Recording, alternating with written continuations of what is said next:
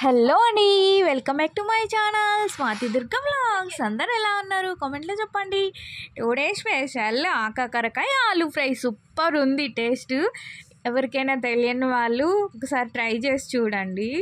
నాకైతే ఆకాకరకాయ చాలా ఇష్టము. ఈ సీజన్లో బాగా దొరుకుతాయి కదా, ఊర్లో అయితే ఇంకా బాగుంటాయి అండి.